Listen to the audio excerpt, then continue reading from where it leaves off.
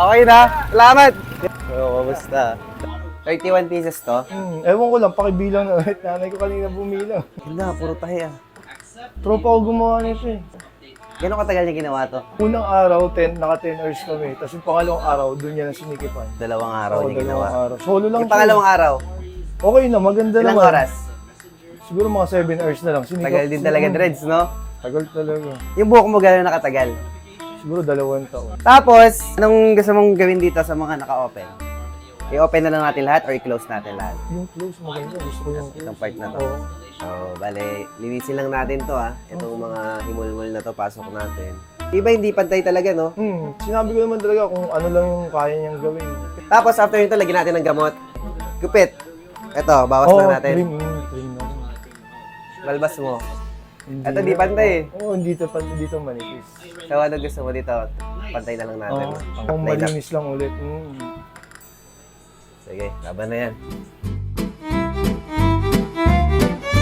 Papakamot ka na lang minsan. Ang kinakatakot yung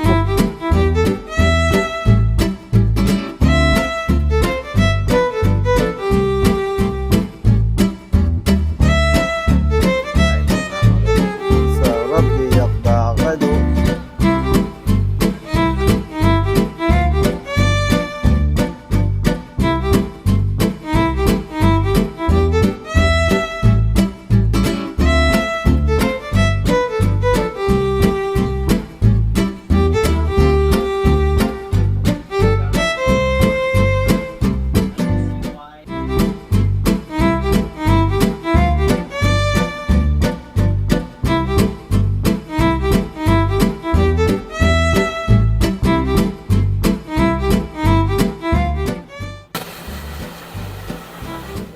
Mga dulo, pinulis na rin natin.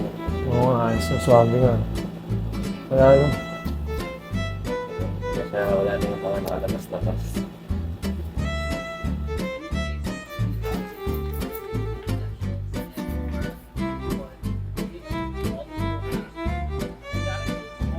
Ilang piraso yung dreads mo? Man, lagyan kitang mic ah.